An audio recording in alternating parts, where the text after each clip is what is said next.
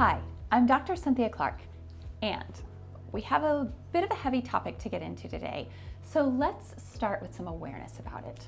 First, we are living in an amazing time. The technology advances that we have access to today are incredible. We've gone to the moon, our technology ability doubles. I think it's now like every 3 months, our computing ability. We're incredibly powerful. And it's this innovation and intelligence that allows us to navigate some waters that have grown increasingly cloudy. As you know, our air and our water, our land isn't as clean as it was in the generation of our grandparents and our grandparents' grandparents. There are more of us around, and we've been dirtying up the place for a bit. So it's very important to know what that really means and to know what applies to you, to know what's dangerous and what's not so much, and what you can get away with. For example, the Environmental Working Group has a publication called The Dirty Dozen and the Clean 15, and these are the foods that are the most contaminated so that they absorb the pesticides the most, and that's the Dirty Dozen. And then the Clean 15 are the ones that are naturally safest, easiest. Like, for example, onions don't tend to get a lot of pests, so they don't need a lot of pesticides, and they don't absorb the pesticides very much. It's important to know where the risks are so that you can spend your time and energy in the right place and not walk around in the world afraid of it, but instead knowledgeable and in using your intelligence and your resources, like your money, to pay for the better organic food. If your budget is limited, and every one of our budgets are limited in some way, shape, or form, then you need to know where to spend your money. In the same way, you need to know where to spend your mind share. So let me introduce this topic to you, and this is the topic of mold. Perhaps you're familiar, here in Florida, we have quite a lot of mold. We are in a damp, hot climate, and it grows very easily here. Now, let's talk about what that actually means. Mold is a living toxin, and that's what's known as a biotoxin. And a biotoxin gets sorted through the liver. So our bodies have a natural ability to get rid of these kinds of toxins. Some people have stronger constitutions and can easily sort these toxins, and some people have weaker constitutions and it's hard for them to sort the toxins. Every person, what happens is when you are exposed to this mold, then your liver sorts it out and it attaches it to the bile in order to get rid of it. Unfortunately, fortunately, the body is brilliant. I mean, if you ever study the body from a recycling perspective, it's amazing, right? Like, all we have to do is, excrete. It's to pee and poop and to exhale, and our body does the rest, and it constantly recycles. And in that recycling process, the bile is also recycled. So the mold is bound, the toxin is bound to the bile. Unfortunately, it gets recycled back into the body. So even though it goes to the small intestine, it gets recycled back into the liver, and that's a problem.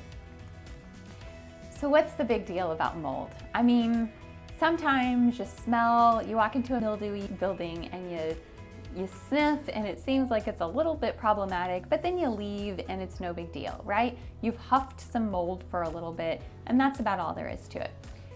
Well, if you're only visiting a place and it's only for a short period of time, then your mold exposure is going to be pretty low. So probably not that big of a deal. However, if it's in your home or if it's in your place of business and you're exposed to it all the time, then it can be a very big deal. Just to share with you, part of the reason why this topic is particularly close to my heart is because I know of 2 different chiropractors, so people that were really dedicated to clean living, 2 different chiropractors that got terribly, terribly sick because they were practicing out of buildings that had mold in them and they did not realize it. One gentleman is now quite famous because he got very sick, discovered it, and learned treatments for mold, and now he really specializes in that. By the way, the only thing he eats at all is meat, so Not any other substance enters his mouth at the moment. The other gentleman I know got MS and is really struggling with it even to this day.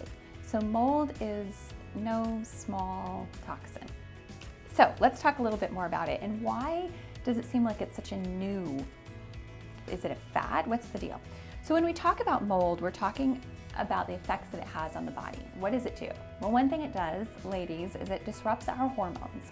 And that means that if you have weight that is difficult to shift, then it may well be that your hormones are disrupted, and that might be happening because of mold in your body or in your building.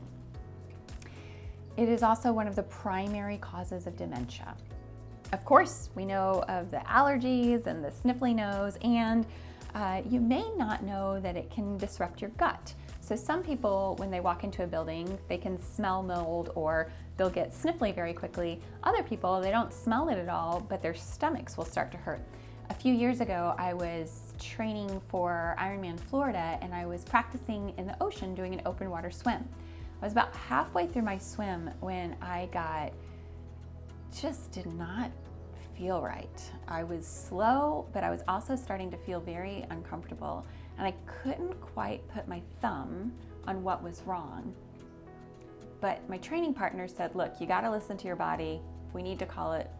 So we got out of the ocean. When I got out of the ocean, my tummy was huge. I'd gotten bloated just in the short time I'd been swimming.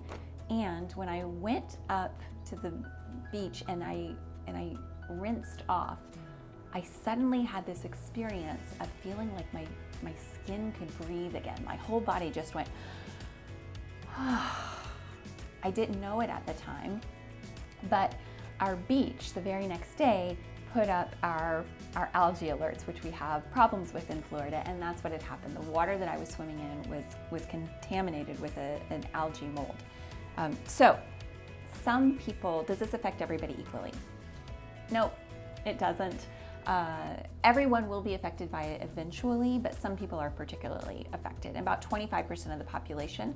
So if you are a person that is sensitive to these things and you're married to someone that thinks that it's all in your head, then just know that you just have different genetics and they don't have a frame of reference for relating to you. And just help educate them. You can share this video with them. So where did we learn about mold? I'll come to this story in a little bit, but basically it wasn't until 2005 when Dr. Shoemaker published research that conclusively educated the public about the dangerous effects of mold. When we talk about mold, we're talking about any of the following. Penicillin, by the way, is mold. Aspergillus, Fusarium, Chytomium, Alternaria, Wallemia, and Stachybotrys are all mold, if you see any of those terms. But even Epstein-Barr virus can produce harmful toxins along with cytomegalovirus and even human herpes virus. And all of those toxins can be linked to chronic fatigue syndrome and fibromyalgia along with Lyme, where all of these are different toxins. And Bartonella and Babesia and Mycoplasma and Chlamydia, the last two can cause walking pneumonia and Gulf War syndrome. So all of these are toxins that affect the body, specifically in mold. Even though the research wasn't published until 2005, there are some books that hold a lot of wisdom, and it seems like every time we go back to them, the book just seems smarter and smarter. So in Leviticus 14 of the Bible, it says, if a man's house is contaminated with plagues, mold, and leprosy, he should take the inside of the house and have it scraped all around, and the plaster to be put in an unclean place outside the city. The Bible is full of a lot of great wisdom, including hygiene. You'll notice that the oils of purification that are used in the Bible are oils that are antimicrobial. They're antiparasitic, and they're antifungal, and they're antibacterial. And this is how the wise people of the Bible, the smart people back in the day, took good care of themselves to be good stewards of the temple that was given to them. So back to modern day, It's interesting, the evolution of this timeline. In the 1970s, the US Department of Defense started researching mycotoxins as a biological warfare. So we knew about it as a danger, mold as a toxin, mycotoxin, we knew about it as a danger back in 1970, but it wasn't until the late 90s when it was discovered that a doctor who'd been treating chronic sinus infection found that an antifungal was actually working better than an antibiotic. And that means that there was a fungal infection, and mold is fungus. In 2003, Dr. Michael Gray published immune and nervous system dysfunction in more than 200 people with mold exposure from water-damaged buildings. There's a great book called Sick Buildings. This was called mixed mold mycotoxosis. And that's where we started really getting the understanding that the environments that we live in could even be toxic to us. If you are working in a building and there's a water drip from a ceiling, there's mold there. If you notice that every time you walk into your office that you get a little stuffy, there's probably mold in the building. Now that doesn't mean that the world is ending, and it doesn't mean that you need to quit your job. It does mean that your body probably needs some extra nutrients. And also my 3 favorite easy to access anti-mold treatments are water, drink lots of water, sunshine. Go for a walk in the sunshine. Get exercise in the sunshine, because movement plus sunshine is going to kill off mold exactly the same way it does in nature. Sunshine kills mold in nature. It does the same thing in you.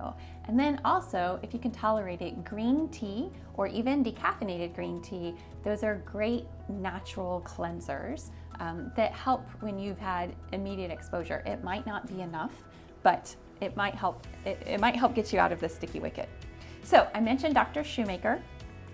He was a family physician in Pocomoke, Maryland, and he noticed that in the Chesapeake Bay there was a death of thousands of fish in 1997, and this death was by toxins created by Pfiesteria.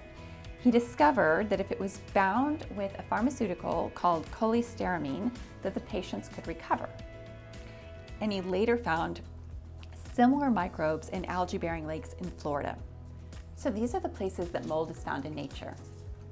But there is one way that the majority of Americans actually ingest mold on a daily basis. There's a specific mold called ochratoxin A, and it is known to be an endocrine disruptor. It is known to be even a cancer-causing agent in some people. So I'll share this with you now, and remember that you want to know the information, because then you can do something about it, and then you can choose, then you know what decision that you're making. This vector is coffee, and roasting coffee does not get rid of all of the ochratoxin A, so you are actually ingesting mold when you drink coffee. And check this out. If you've ever tried to stop drinking coffee and you felt kind of cruddy, you've probably attributed it to caffeine withdrawal, but it is very likely that it is also the effects of mold that you're experiencing. Because coffee is a vasoconstrictor and it increases circulation in your body, that's why it makes us smarter. That is also an antidote to mold. So you're getting a bit of mold and you're getting what helps with the mold at the same time. So it's a little bit of a rigged game.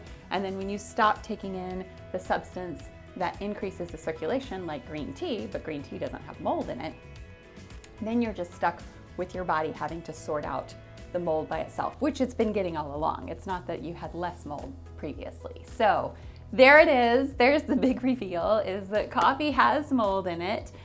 There are some coffees that don't.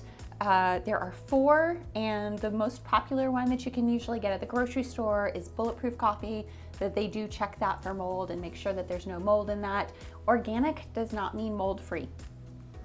So those are 2 separate things, and if you want to make sure that your coffee is mold-free, then you really have to invest in the ones that clearly don't have mold. If you are in, coffee in itself is also an endocrine disruptor. So if you are interested in looking at something different, then you can consider green tea. This is not an anti-caffeine conversation. This is simply if you are a person that feels like you may be susceptible to mold or you may be experiencing the symptoms of mold, then consider that green tea because it's going to help detox you and move those things through faster. While this information is the do-it-yourself, what you can do at home, there is a lot more really useful techniques that we can use in clinic. So for example, we have special binders, we have special nutrients that we can use to help flush this out of your body fast. It's not something you need to be afraid of, but it is something that you need to be attentive to. And here at Longevity Wellness, we are very, very happy to help.